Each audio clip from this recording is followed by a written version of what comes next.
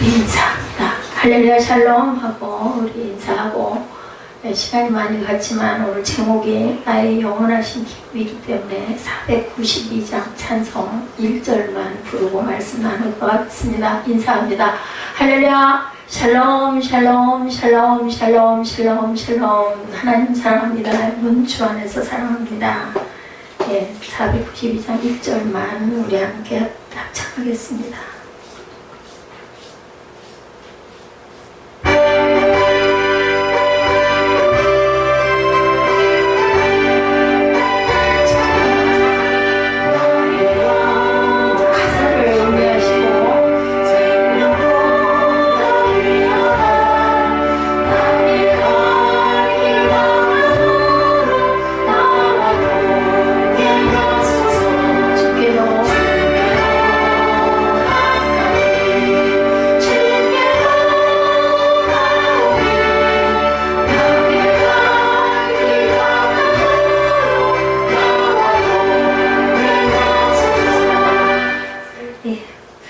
나의 영원하신 기업이시죠. 예수님이 기업이시고, 여기에 보니까 우리 13장 33절에 말씀하고 있죠. 레위 지파에게는 모세가 기업을 주지 아니하였으니 이는 그들에게 말씀하신 것과 같이 이스라엘 하나님 야훼께서 그들에게 기업이 되십니다.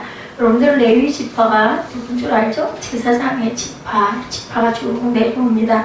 지금 신약으로 보면은 목사의 죄종들의 지파에게는 기업을 주시지 않았는데 그것은 하나님이 먹여주신다라는 그런 귀한 뜻을 갖고 있습니다. 아주 본문 13장 성경을 통독을 하시는 분들이 가장 하다가 중간에서 실족이 되는 곳이 바로 여호수아 13장이다 이렇게 얘기하고 있을 정도로 굉장히 딱딱해요. 함께 교독을 했지만 도대체 맨날 누구에게 무슨 지파를 주고 땅을 나눠주고 분명한 얘기만 쭉 나오죠. 요단강을 건너서 가나안 땅에 진입하는 이야기, 그리고 여리고를 무너뜨리고 아이성을 정복한 이야기, 여러분들 우리 유년부 때부터 많이 성경 얘기로도 많이 알려져 있기 때문에 그것은 조금 좀 알아들을 만한데, 나머지 부분은 뭐가 어디를 나눠주고 했다고 해도 그냥 그런가 보다 이 정도인지 거기에서 무슨 특별한 의미가 발견되지는 않습니다.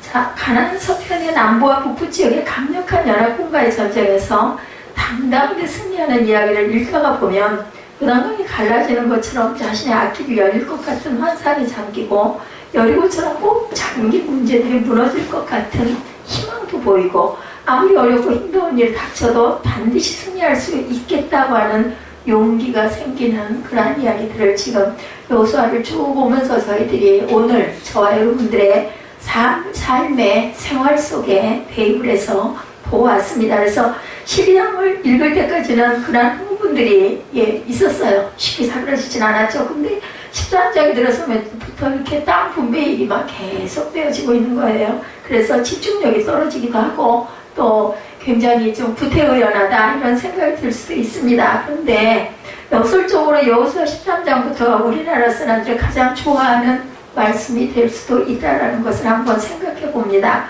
우리나라 사람들이 뭐를 너무 좋아해요? 땅을 좋아해요. 땅. 그래서 심지어는 목회자들도 무슨 종교 성지 이런 거 그거 하는 부지를 그렇게 아주 욕심을 내고 그리고 이제 앞으로 몇 년 후에 10년 후에 20년 후에 거기에 뭐가 들어온다 이런 게 들어오면 그냥 엄청나게 그 땅을 사서 거기에다가 코데이너 박스라도 하나 봐가지고 예배를 드리면서 땅값 올라가기를 기다리기도 해서, 어떤 면으로는 참 은혜가 아니다. 근데 목회자님들이라도 그렇게 해가지고 땅값이 많이 올라서 거기다 성전을 짓든 아니면 그걸 팔아가지고 선교를 하든 저는 그렇게 꼭 나쁘다고 생각은 안 합니다. 다만 목회자들이 그것을 가지고 내가 잘 먹고 잘 쓰고 돌아다니려고 해서는 안 되겠죠. 중요한 거는 목적이 중요하다고 생각합니다. 그래서 우리나라 사람들만큼 땅에 대한 애착이 큰 민족도 없을 것이다. 그리고 뭘 좋아해요? 대자 좋아하죠. 그래서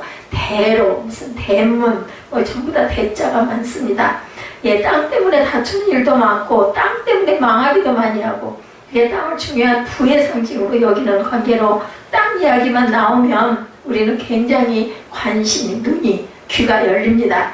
오늘 13장부터는 각 지파별로 땅을 분배하고 소유하는 이야기죠. 어떤 지파에게는 어떤 땅을 줬다. 단 레위 지파에게만은 주지 않았는데 그것은 하나님이 먹이신다. 여러분들 깊이 기억하시기 바랍니다.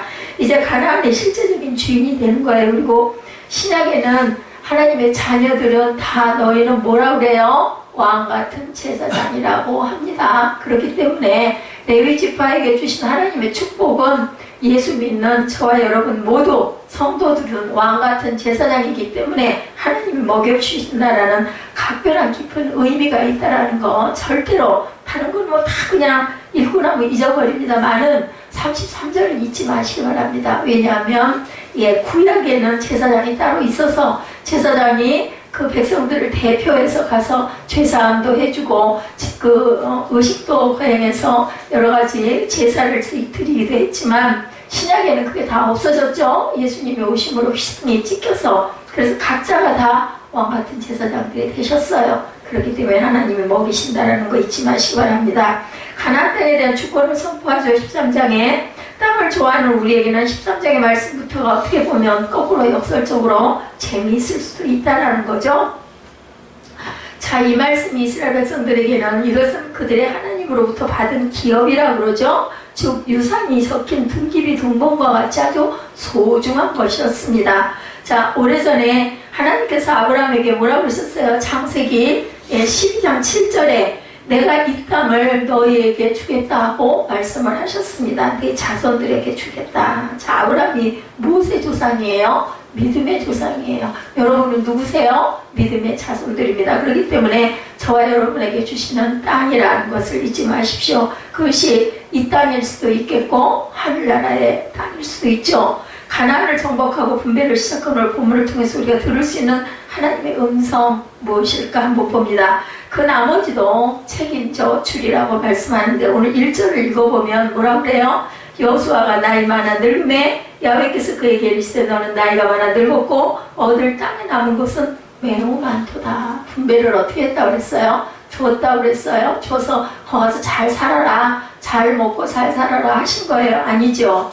말씀으로 막 땅을 분배했어요. 해야 할 건 누가 해야 한다고요? 우리가 직접 해야 돼요. 거기 가가지고. 그래서 인생이 고해라는 이야기들을 많이 하는데 내가 해야 할 바를 해서 그 땅을 준다고 하셨으니까 믿음으로 지키고 내가 거기 있는 더럽고 추한 모든 악한 것들을 다 제하여 버리고 그 땅을 뭘로 만들어요? 성지로 만들고 성전으로 만들어야 할 책임이 누구에게 있다? 성도들에게 있다라는 것을 이 말씀 속에서 절대로 잊지 마시기 바랍니다.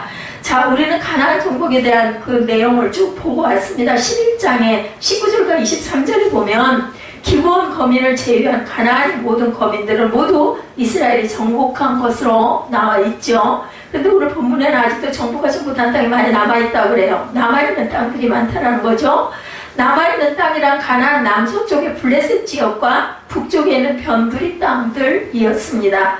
다시 말해서 이스라엘이 가나안의 주요 부분에 대해서 상당한 지배권을 획득했다는 거죠. 그런데 나이가 많아서 늙은 여호수아 그 근거를 보면은요 90세에서 100세가 됐어요. 여호수아가 그때쯤이 되니까 더 이상은 전쟁을 지휘할 수가 없는 노장이 돼버린 거예요. 그래서 아직 많이 남아있는 짜투리 땅이 큰 부담이고 당연히 걱정거리였을 거예요. 내가 이거를 끝까지 다 했어야 되는데 하다 보니 나이는 이렇게 많이 됐고 이제는 도저히 어떻게 할 수가 없으니 얼마나 염려가 많이 됐겠습니까? 여호수아 입장에서는. 바로 그때 하나님께서 여호수아에게 6절과 7절의 말씀을 주셨어요. 6절 7절 우리 볼까요? 내가 그들을 이스라엘 자손 앞에서 쫓아내리니 너는 나의 명한 대로 그 땅을 이스라엘에게 분배하여 기업이 되게 하되 너는 이 땅을 9지파와 므낫세 반지파에게 나누어 기업이 되게 하라 하셨더라. 므낫세가 누구예요? 요셉의 아들이죠.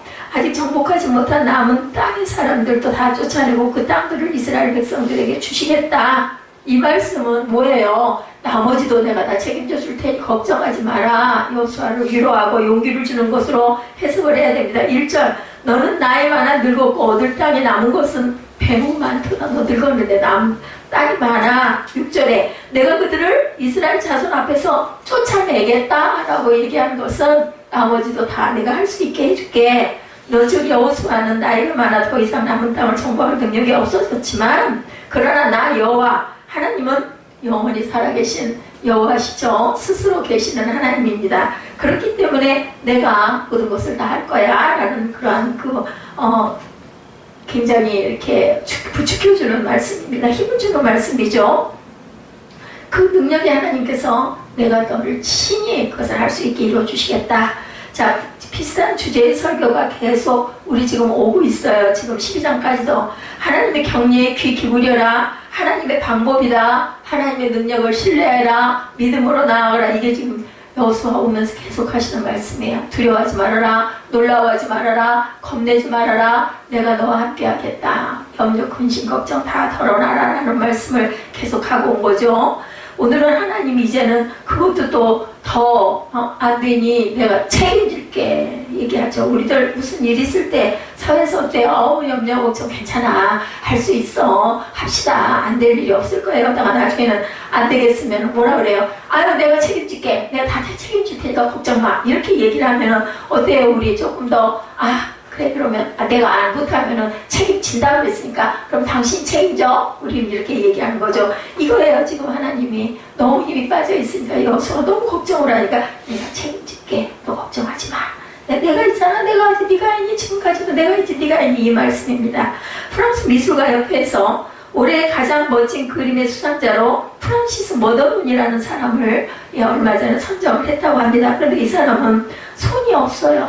양손이 없는 장애인입니다. 근데 어디 미술을 하는 건 뭘로 해요? 손으로 하죠. 물론 저는 손을 못 써가지고 입으로 붓을 움직여서 한 그 구화 화가도 있고 발로 그림을 그리기도 하지만 일반적으로는 당연히 두 손이 있어야 되겠죠. 손으로 붓을 잡을 수 없는 그런 팔에 나무 손을 끈으로 묶어서 그림을 그렸다고 합니다. 그런데 그 그림은 정상인들이 그린 그림보다 예술성과 색채 구성 그리고 색채에 담긴 상징성이 탁월했다는 평가와 함께 수상자가 되었다고 합니다. 그는 시상식에서 얘기했습니다. 저는 손이 없다고 생각해 본 적이 없습니다. 제 호흡이 있는 한 이 나무 손으로 인생의 아름다움을 그리겠습니다. 이거 뭡니까 여러분들? 믿음의 결단입니다. 손이 없어요. 근데 하다못해 우리가 머리에다가 세뇌를 하는 거죠. 나는 손이 있어. 나는 손이 있어. 나는 안 돼. 저건 무너질 거야. 저건 정복을 못해. 근데 아니죠. 믿음의 눈으로 바라보면 누가 함께 하신다 했으니까 하나님이 해주신다 했으니까 여호수아에게도 너 나이가 늙고 90이야. 이제는 못할 거지만 걱정 마. 내가 책임질게. 전에는 뭐 네가 있니? 내가 있지? 이런 믿음을 심어줬다라는 것을 우리 입술로 선포해야 됩니다. 또다시 말씀드립니다. 제가 여러분들 그 기도 제목을 읽을 때 내내 그 세세한 내용 읽지 않습니다. 단 성경 말씀 제가 읽어드립니다. 그 기도 제목을 쓸 때 맨 앞에 기도 제목을 쓰면서 인용한 성경 구절이 이 사람의 마음이다. 하나님 이 사람 마음 들어주세요. 라는 마음으로 제가 읽고 우리 꿈동이들에게도 꼭 성경 말씀을 한 절씩 앞에다 쓰라고 합니다. 그러면은 그 성경 말씀을 쓸 때 내가 손으로 기록할 때 그거는 아멘 하니까 썼지 않겠어요? 의식적으로 썼다라는 거는 아까 우리 에스더 전도사님 안고 일어서심을 아신 하나님이라고 그랬으니까 우리 마음에 그냥 의식적으로 썼는지 마음에 그 마음을 담고 썼는지는 누가 아세요? 하나님이 아세요. 저는 모를 수 있어요. 다만 그냥 그 믿음이겠거니이지만 아시는 분은 하나님이십니다. 그렇기 때문에 헌금 봉투를 의식적으로 쓰지 마시기 바랍니다. 그 시간 단 5분만이라도 말씀 속에 집중을 하셔서 고백하시는 저와 여러분 되시기를 주님의 이름으로 축복합니다. 제 호흡이 있는 한 이 나무 손으로 인생의 아름다움을 그리겠습니다. 이런 자세로 삶을 하루하루를 순간순간을 주신 귀한 시간들을 감사함으로 하나님이 주신 선물이라고 생각하고 살아가신다면 절대로 여러분의 삶이 나중에 그저 난 정말 실패했어. 나는 정말 허송세월을 살아서 이런 마음들은 아마 없으실 거예요. 열심히 살았으니까 언제 오실지 모르지만 아까 우리 은혜가 있지 않았어요? 오랜만에 찬양했죠. 성령이 말이라 그 수아의 제자들은 하고 막 일어나자고 했던 그 찬양했죠. 그 찬양처럼 하나님께서 우리의 손을 붙들어 주시고 하늘에서 나팔 소리로 찬양할 때 그죠? 우리를 불러 일으키시는 하나님이 언제 오실지 우리는 모르지만 우리의 매 순간이 내가 들려 올라가는 그런 부활의 영광이 내게 임할 것을 믿고 바라보고 그것을 따라갈 때 여러분들은 그냥 영원한 구원의 나라를 땅에서나 천국에서나 길 절대로 잊어버리지 않고 가실 줄 믿습니다. 그런 양손이 없는 것을 인생의 한계로 여기지 않았다, 뛰어넘었다라는 거죠. 뛰어넘는 사람만이 승리를 하게 됩니다. 무엇을 배우든 무엇을 익히든 쉬운 일은 없어요. 아주 작은 일 하나를 하더라도 그걸 뛰어넘을 때까지는 땀이 있고 수고가 있고 노력이 있고 끈기가 있고 그리고 바라봄이 있어야 합니다. 우리가 살다 보면 저는 아무리 살펴보아도 뾰족한 해결 방법이 나서지 않을 때가 너무나 많습니다. 한마디로 역부족, 그죠? 분명히 역부족이에요. 제가 지금 아주 오늘 오전부터 감기는 며칠 동안 심하게 안 왔는데 오전부터 지금 이 갈비밑이 치매를 넣어가지고 이제는 갈비밑이 아니라 갈비뼈 이 속으로 이렇게 뼈를 막 잡아 누르는 게 너무 심해가지고 아까 9시 예배 때 앉아가지고 참 도대체 이게 어디까지 올라갈 것인가. 그게 올라가다가 이 위에 여기까지 올라와서 이 위에 이 뼈까지 올라올 수도 있겠다. 왜냐면 너무 속도가 빠른 거예요. 왼쪽 갈비밑이 약간 여기가 치밀어 오르는 무거운 돌덩이 같은 게 괴는 느낌이 있더니 오른쪽이 그렇게 되더니 이제는 그것도 넘어가가지고 갈비밑 위로 올라와가지고 아주 도저히 앉아있기도 힘이 들 정도로 치밀어 올라와요. 두려운 생각을 하면 도대체 이게 무슨 척추 부분이 아니라 뭐 다른 전에도 그런 생각을 해서 뼈에 무슨 뭔가 암이 걸려서 이상한 것들이 퍼져나가고 있는데 모르고 이렇게 앉아있는 건 아닌가. 그러면 그런 생각마저 드는데 어떡하겠어요. 그냥 하나님이 아시고 보시니까 치료해 주시든지 막아주시든지 놔주시든지 아니면은 그냥 얼른 데려가시든지 그 중에 하나지 않을까. 제가 오늘 많이 여기 아마 그 담배상 아래 제가 앉아있는 걸 여러분들 의식하셨는지 모르지만 보통 때는 찬양과 율동할 때도 뒤에 있었죠. 보면서 손으로 해도 따라하려고 있었는데 지금도 엄청나요. 얘기를 힘을 줘서 할 때마다 여러분들 이렇게 한번 상상을 해보세요. 거기에 힘이 가면 어떨 것 같아요? 말도 못합니다. 예, 싸워보지도 않고 일찍부터 포기하는 사람들, 저는 별로 그러고 싶지가 않더라고요. 며칠 방법도 없고 가가지고 무슨 검사를 하는데 무슨 검사를 얼마나 해야 할지 금전적으로도 도저히 성전을 세를 다 빼가지고 그거 집어넣어놓고 하면은 뭐 안 될 건 없겠지만 그러고 싶지가 않고 그냥 내가 있는 마지막 순간까지 전하고 증거하다가 어느 날인가 가장 중요한 거는 평안. 하나님께서 이렇게 힘이 들고 도저히 이 뼈가 물어서 나가는 것 같아. 소리를 낼 때마다 이렇더라도 누가 하시니까 하나님이 하시니까.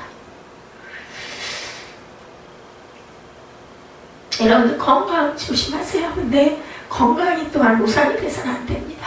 중요한 거는 하나님이 하십니다. 그리고 또한 세상에서의 수명을 우리가 아무도 몰라요.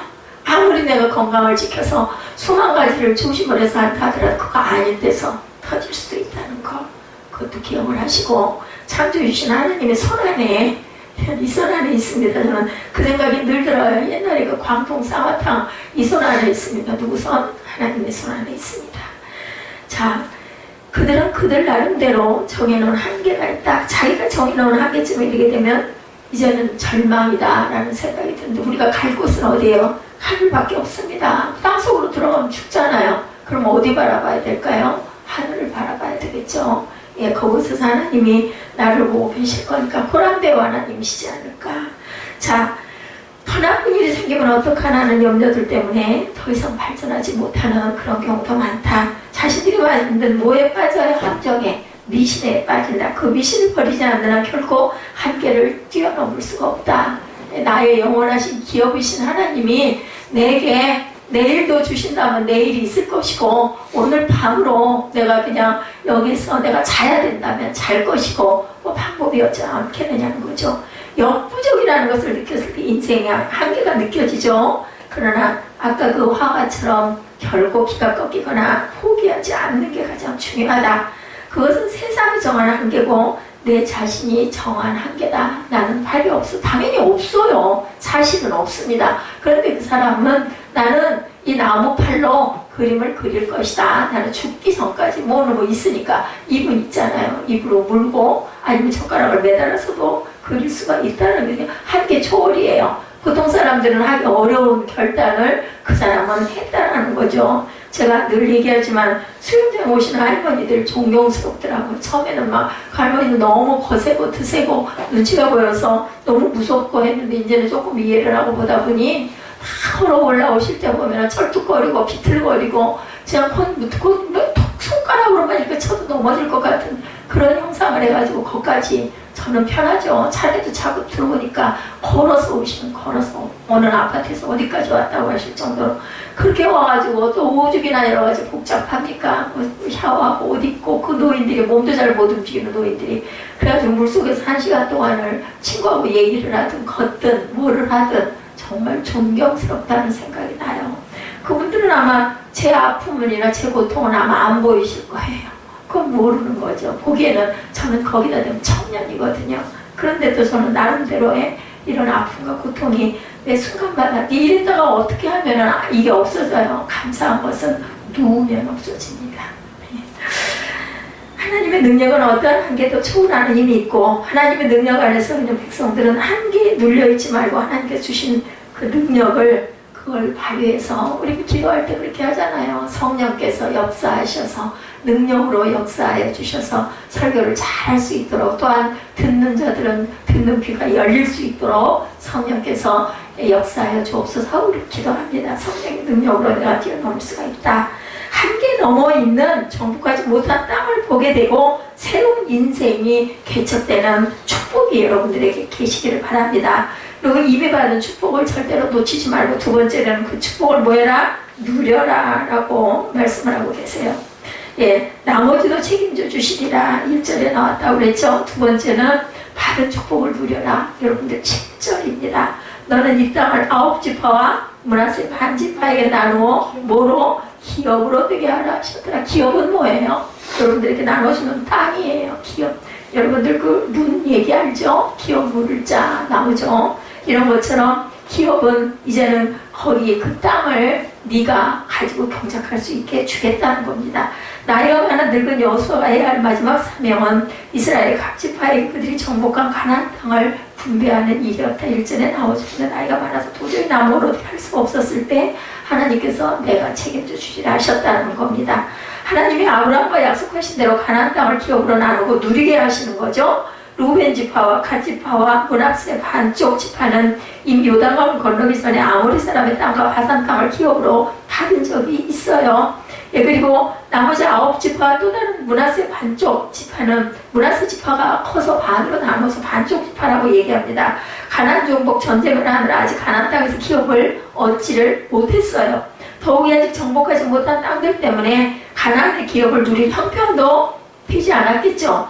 하나님께서는 이미 얻은 땅을 이스라엘 각 지파에게 분배해서 그 땅의 실질적인 주인이 되게 하려고 말씀을 하고 계신 거예요. 지금 어떻게 하면 더 많은 땅을 정복할 수 있을까라고 하는 생각에만 집중되어서 피곤한 일상을 사는 여호수아와 이스라엘 백성들에게 이미 주신 하나님의 축복을 누릴 것을 공고하시는 말씀은 우리들에게는 굉장한 의미를 부여합니다. 아직 제대로 정복되지 않았는데 하나님은 한술 더 떠가지고 너는 그 축복을 누려라 라고 얘기를 하신다는 겁니다. 우리는 하나님의 축복을 즐길 수 있어야 된다. 예, 받은 복을 세워보아라. 우리 찬송가 그 찬송 많이 하죠. 예, 남의 것을 자꾸 바라보고 그것을 도대체 나는 왜 저렇게 되지 못하고 이럴까 하지 말고 네게 주신 그 복, 누구 바울에게도 그랬죠. 그거 안 낫는 병 때문에 기도했더니 하나님께서 말씀하셨죠. 예, 내 은혜가 너한테 족하다. 그거를 누리라는 거예요. 많은 사람들이 지금 가지고 있는 하나님 은혜와 축복보다 앞으로 일해. 나 저거를 해가지고 저걸 내가 차지해야 될 텐데. 요즘에는 그런 건 얘기가 많지 않습니다. 전에는 30평 가진 아파트에서 사는 사람들이 누구 그 위에 부장은 40몇 평짜리에 가 있다던데 50평짜리 어디 빌라 아주 고급 펜션에 있다던데 이러면은 도대체 우리는 이것밖에 안 된다. 우리도 거기 가야 할 텐데 이런 생각을 많이 하는데 그러지 말라는 거죠.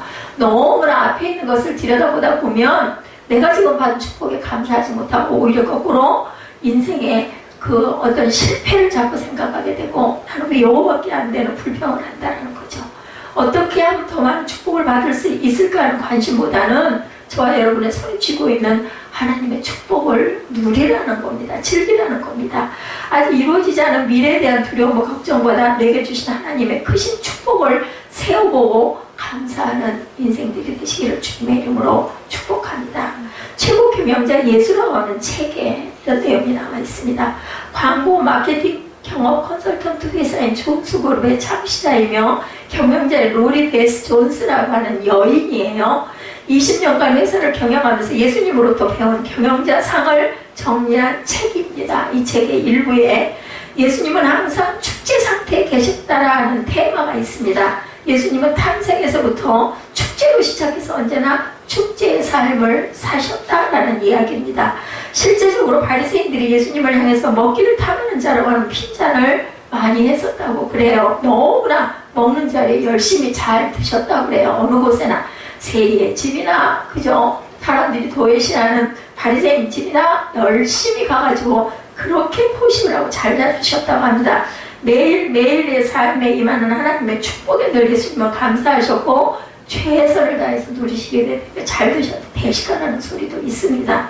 그런데 우리는 자신이 가지고 있는 자신이 받은 축복보다 다른 사람이 가지고 있는 복에만 관심이 있지는 않은지 여러분들 생각해 보시기 바랍니다. 남들이 가지고 있는 것이 내 것이 될 수는 없어요. 남들과 똑같아질 수는 없습니다. 그리고 그 사람들의 내면 안에도 들어가 보면 그 사람들에게 부족하나와 내게는 또 채워져 있는 것도 있다는 것을 우리가 늘 생각할 줄 알아야 된다. 겉모습 보고는 알 수가 없습니다.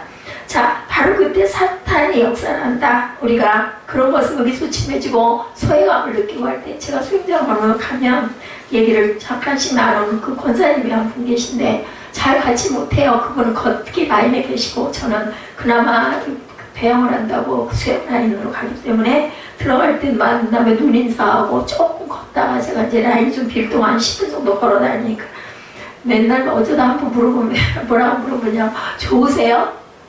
별로 없으시죠? 그래서 아이 그럼요 그러면 맨날 보면 항상 웃으세요. 당연하죠. 여기가 천국인데요. 저는 그렇게 얘기를 합니다. 그랬더니 좋으셨어요. 얼굴이 운동을 하시는데 수영을 하시는데 더 좋아지셨어요. 그러면서 얼마나 좋으세요? 이렇게 물어봐요. 그래서 제가 요즘번에 토요일 날인가요? 그렇게 대답을 해서 데이 바이 데이 그랬습니다. 매일매일. 근데 어때요 제가?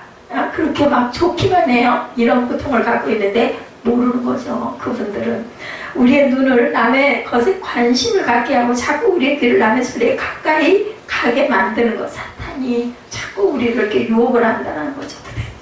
나는 왜 이렇게 고생스러운 삶을 살아야 되고 산 넘어 산이라더니 맨날 이런 일들만 쌓일 거야 이렇게 생각하도록 누가 우리에게 속삭이는 게 사탄이다. 이런 사람들은 주어진 축복마저 빼앗기는 불행에 빠지기 쉽다는 거 잊지 마시기 바랍니다. 이것이 누구의 실수? 여러분들 원조죠. 아담과 하와의 실수였습니다. 아담과 하와가 자신들이 누리던 에덴 동산의 온갖 축복보다 마귀가 보여준 뭐 선악과 따먹으면 네 눈이 밝아질 거야 이 소리를 듣고 그만 혹 하다 보니 타락해서 결국은 우리의 인류의 조상이 이렇게 돼서 우리가 이렇게 됐다. 땅에서 살게 되죠. 그리고는 그 고통, 가시와 엉겅퀴, 땀과 수고, 그죠? 그리고 해산의 고통을 갖게 됐다는 겁니다. 우리에게도 적용이 되죠. 남들이 받은 축복이 중요하지 않다. 하나님께서 지금 나에게 주신 축복이 중요하다. 그죠? 유대인들의 비극은 언제나 무거운 율법의 짐을 지고 허덕거리고 살았다라는 것이 유대인들의 비극입니다.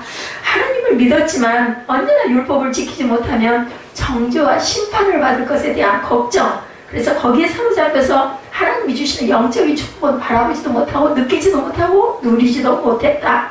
예수님께서 구세주로 이 세상에 오셨건만 그들은 계속해서 다윗의 영광만 부르짖었어요. 예수님은 절대로 구세주로 인정을 하지 않았다는 거죠. 그래서 예수님께서 주시는 참된 구원의 기쁨을 그만 놓쳐버리고 말았다는 거. 하나님의 구원받고 선택받은 민족이라는 자긍심이 있었어요. 뭐라고요? 선민, 그게 바로 선택함, 택함을 받은 우리는 민족이야. 이 자긍심이 있었습니다. 그런데도 구원의 기쁨을 누리지 못한 불행한 존재들이 바로 유대인들이다. 성경을 하러 가가지고 가장 많이 걸림돌이 되는 게 바로 유대인들이라고 합니다. 예수를 인정하지 않기 때문에 자신들의 주어진 하나님의 축복을 감사함으로 누렸던 사람들, 축복받은 사람들, 성경 안에 공통적으로 나타난 사람들, 지금까지 베푸신 하나님의 은혜와 복을 즐겨야 되겠다. 로마서 8장 1, 2절에 말씀합니다. 그러므로 그리스도 예수 안에 있는 자들에게는 결코 뭐가 없나니? 정죄함이 없나니. 이는 그리스도 예수 안에 있는 뭐가? 생명의 성령의 법이죠. 생명의 성령의 법입니다. 그것이 죄와 사망의 법에서 너를 해방하였다라고 얘기합니다. 생명의 성령의 법이 율법이 아니라 생명의 성령의 법. 뭡니까? 성령이 우리에게 임하시면 우리는 뭐가 돼요? 그렇게 되면 우리의 모든 것이 죄와 사망이 해방이 된다. 해방 아시죠? 무슨 얘기인지. 해방이 돼야 그래서 우리가 자유로울 수가 있는 겁니다. 그래서 항상 성령의 법이 나를 죄와 사망에서 해방하게 해 주옵소서 하고 여러분들 선포하시기 바랍니다. 그랬을 때 그 말대로 되죠?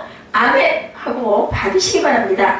예수 믿고 구원받은 우리들은 정말 자유한, 참으로 자유한 자가 되어야 되겠다. 예수 안에 주신 하나님의 은혜와 축복을 누리는 참 자유자가 되어야 됩니다. 구원의 축복을 자유롭게 누릴 수 있는 사람이 진정한 크리스찬, 아까 그 크리스찬이 가나안입니다 라는 뜻이라고 그러죠. 거기에는 누가? 예수께서 태어나셨고 거기서 믿음이 세워졌고 거기서 교회가 탄생고지가 세워졌기 때문에 그들이라는 부류, 크리스찬, 그것이 바로 가나안인이라는 뜻이라고 얘기합니다. 진정한 그리스도인은 세상의 가치에 절대로 흔들리지 않습니다. 세상의 기준에 따라 절대로 미혹을 당하지도 않습니다. 무엇을 얼마나 많이 소유했는가 따라 행복의 순위를 결정하지도 않습니다. 진정한 그리스도인은 예수 안에서 구원받고 영생을 얻은 감격과 기쁨 때문이라고 행복하고 즐거워할 줄 아는 사람이 참 그리스도인이고 성도입니다. 하나님의 축복은 어느 무엇과도 비교할 수가 없는 축복. 예수 안에서 하나님이 주신 축복들을 기쁨으로 누리고 그것으로 행복할 수 있을 때 여러분들 새로운 은혜와 축복은 계속해서 임하게 될 줄로 믿습니다. 저는 오늘 9시 예배에서 찬양에서 은혜를 엄청나게 많이 받았어요. 그 찬양 세 곡 제가 찾아가지고 한 것에 성부, 성자, 성령 하나님이 계셨고 우리에게 주시는 축복과 영광과 구원, 그것으로 인해서 나는 기뻐하고 찬양하지 않을 수 없다라는 그걸 입술로 고백을 하면서 정말 이거는 기도다, 이거는 선포다, 이거는 은혜다, 이 찬양을 안 하는 건 정말 바보다, 어리석다, 정말로 바보짓을 하고 아들 앉아있다. 그래서 제가 아까 그랬죠. 여러분들 관객되지 마시기 바랍니다. 예배는 목사가 끌고 가는 게 아니라 우리 모두가 주님 안에, 주님 앞에 뭐를 하나님의 얼굴을 구하고 영광을 구하고 참여하는 우리 모두가 하나가 돼서 하나님을 높이는 그러한 예배가 되었을 때 하나님께서 저와 여러분에게 은총을 베풀어 주신다는 것을 잊지 마시기 바랍니다. 그래서 세 번째로 야훼가 너의 영원한 분기시다라고 말씀을 하죠. 오늘 본문에 나머지도 책임져 주시리라. 그리고 나서 뭐라고 얘기를 했어요? 두 번째는 받은 축복을 누려라. 그죠? 그리고는 세 번째는 야훼가 너의 분기시다. 14절을 함께 봅니다.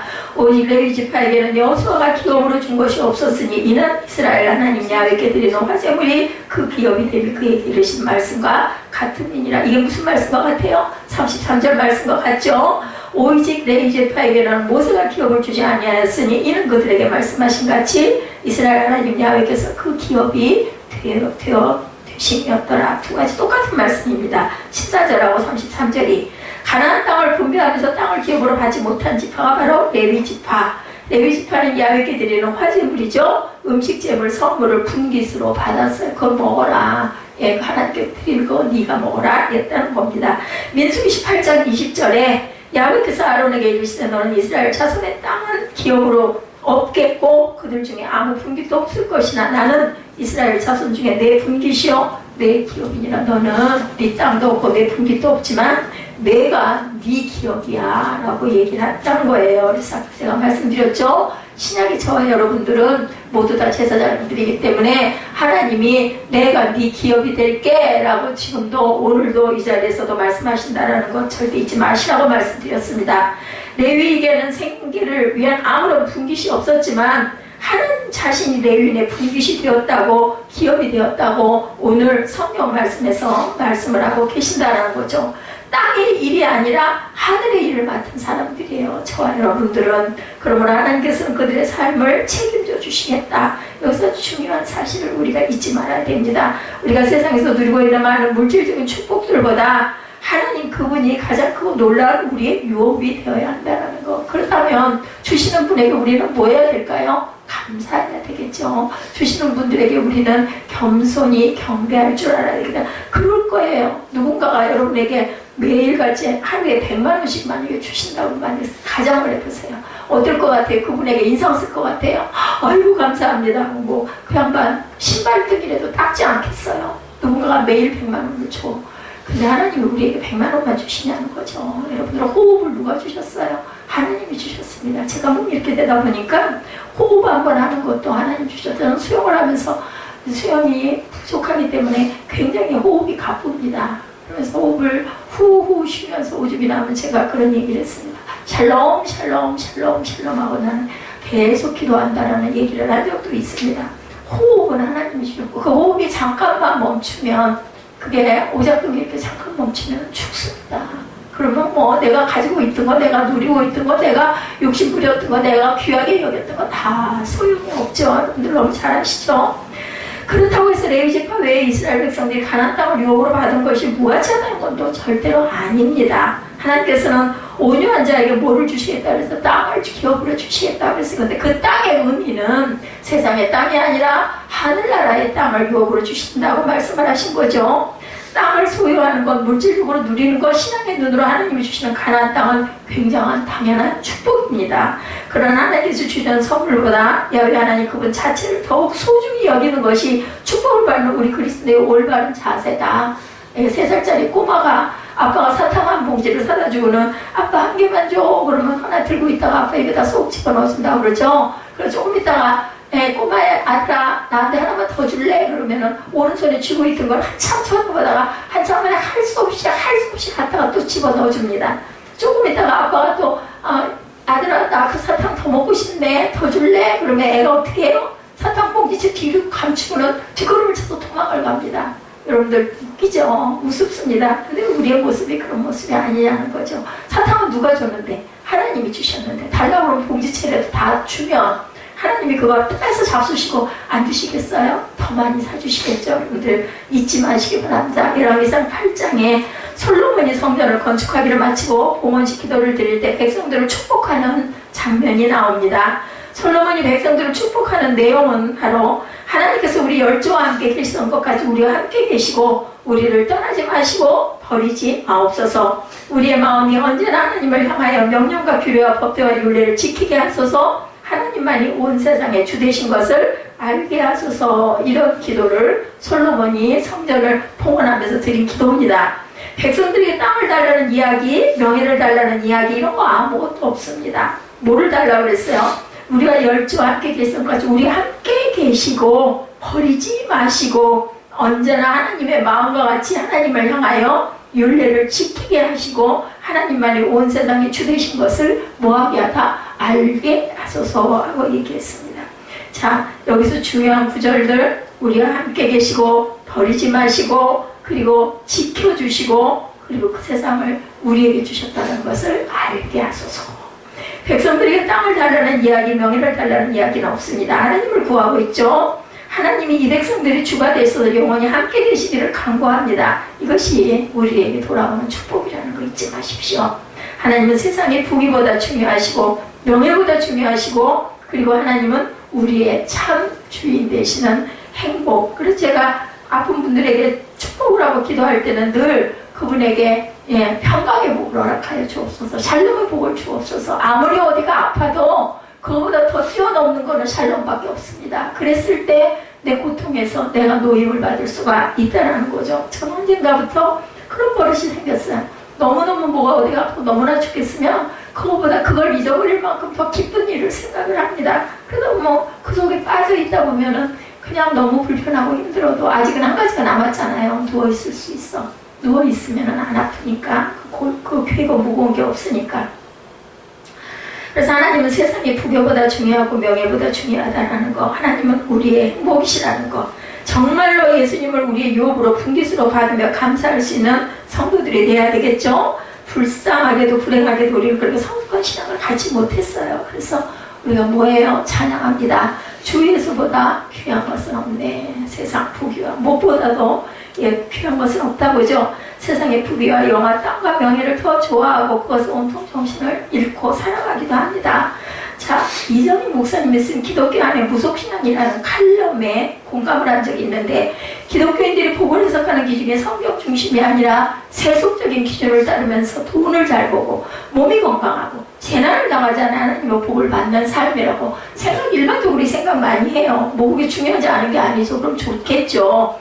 그리스도인들을 지배하고 있어서 어떤 문제가 생기면 낙심하고 절망하게 되는 것, 그죠? 하나님의 나라가 우리 가운데 임하는 것이 진정한 복인데, 세속적인 기준으로 돈 잘 벌게 해주세요. 건강하게 해주세요. 재난 당하지 않게 해주세요. 그리고 하나님의 복을 받는 삶이 항상 나한테 항상 넘치게 해주세요. 이런 얘기를 한다는 거죠.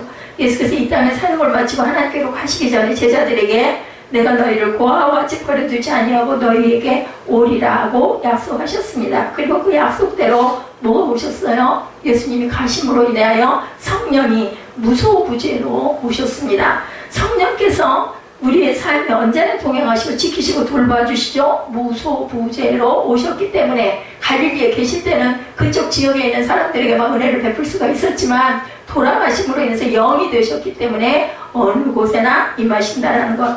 하나님의 나라를 우리 심령 안에 세우셨어요. 그게 바로 성령이십니다. 이것이 가장 귀하고 큰 축복인데, 이것이 바로 나의 유업이고 나의 분깃이라는 거. 여호수아에게 내가 너와 함께함이라 라는 말씀이 신약시대에는 저와 여러분 안에는 어떻게 해요? 우리 안에 직접 오셨다라는 것.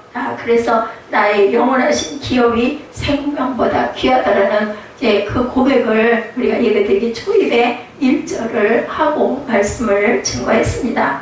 예수 믿으면 아멘 하십시다. 아멘. 그렇다면 여러분들은 자신의 신앙에 대해서 자신이 있습니까? 부끄럽습니까? 여러분들이 붙잡고 있는 십자가가 떳떳하십니까?